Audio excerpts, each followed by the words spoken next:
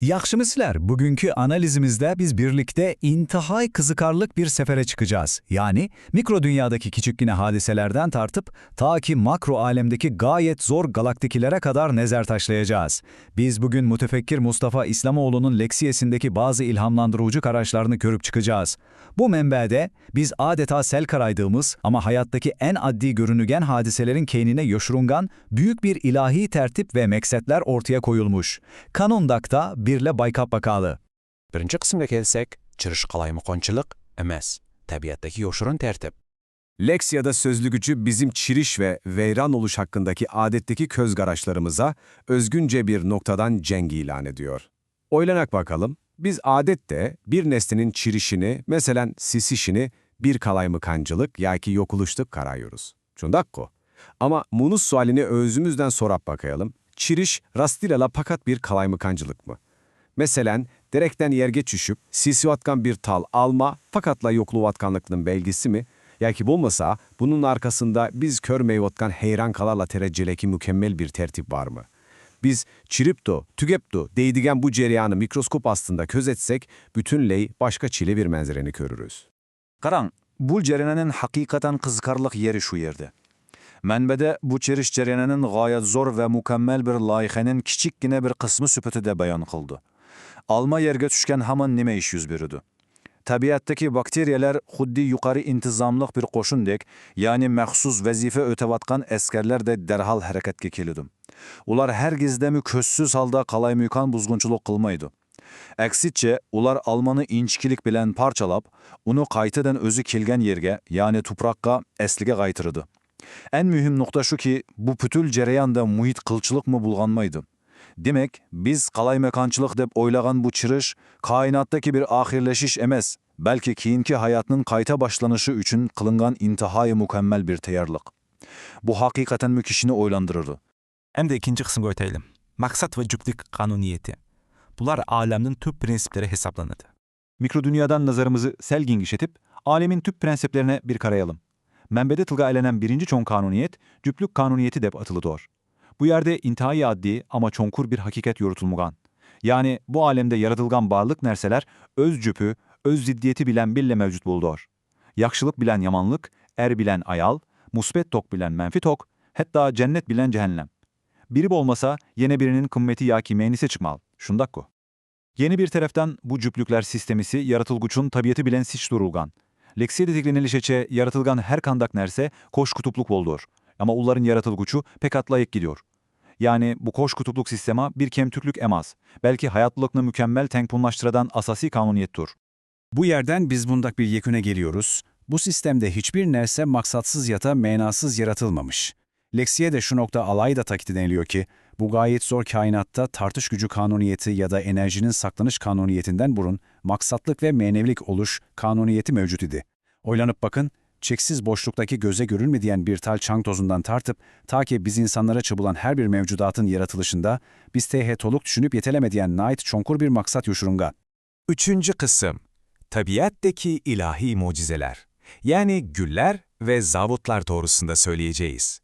Yaxşı, biz helaqi makro prinsiplardan sel ötüp, qaytıdan etrafımızga, közümüzge adile körünüdüğün, emma mahiyette otura derecelik, biyolojiyelik möcüzelerge aylangan ösümlükler dünyasıga qadam kılaylı. Bunu texmi yaxşı düşünüşümüz üçün, leksiyadaki bir aşkuçuluk okum bilen tonuşup çıkışımızga toğra keledi. O bolsumu rububiyet. Hoş, bu neme degenlik? Bu okum, ilahi bir küçünün kainattaki her bir mevcudatını terbiyelep, onunla rizık berip, ularını del özünün yaratılıştaki en âli məqsədge yeteklaş jaryanını görsetidu. Sözlügüçünün çüvendirişiçe, tabiattaki her bir kiçikini hadise, her bir ösümlük, delmişu rububiyetinin yani ilahi terbiyeleşinin reallıktaki emeli ifadesidir. Tabiattaki şu rububiyet ceryanını tehamı enik görüş için biz insanlar kurgan gayet zor sanayi zavıtlarıyla tabiattaki addi bir tal yupurmağı seliştirip bakalım. Kişini heyran kaldırdığını şu ki bir tal yupurmak peketle derenin bir kısmı amaz, belki o mikro dünyadaki nuksansız bir zavıt. Karang, insanların zavıtları gayet zor meblağ tanep kılıdı. Adem'in kulağını pankıldıracak şavun cıgırıdı ve en yamanı muhida zaherlik bulguma koyup beridi. Ama tabiatın zavıtı bolan yupurmakçu, o mutlak heksiz işleydi. Tamamen cimcit. Hiç kandak avaz çıkarmaydı. Andan o havadaki zehirlik karbongoş oksiti sümürüp bizge hayatlık bağışlayadigan oksigen çıkarıp veriyordu. Etrafımızdaki netçe milyardıran yupurmaklarını uylayıp bakın. Ular bir demu toktap kalmayı işlevatkan birebir mükemmel zavut. Şunda emes mi? Bunun da mı kızıkarlık yine bir misal var. Leksiyada bizden nahayet orunluk bir sötköretçi sual soruludu. Siz hayatınızda etürgül puroyduğun tupraqını pura baqqanı mı? Elbette yok. Tupraqның özüge xas tupraqdikler bir purığı var. Undaq da, bütünley oxşaş bir yerde, oxşaş bir tupraqda ösken etürgül, yaltuz ve yesemen gülleri qandı qılıp tupraqda əsliyat qət'iyya yox bulğan, birbirine mu oxşamayılğan muşunda kişinin məbdun qılıdığan xuş puraqlarını çıkarlaydı. Çünkü mənbədə düşəndürülüşçə, her bir ösemlük özünün içide, yani hücreleri arasında intihayen mükemmel bir ximyalıq təcrübexanağa ege. Ular tupraqdan alğan ozuqluqlu, kuyaşdan alğan nurunu, mikronluq seviyede ölçüp, xuddi bir usta ximya alimidek özüge has bolğan marka puruğunu işlep çıkarlaydı.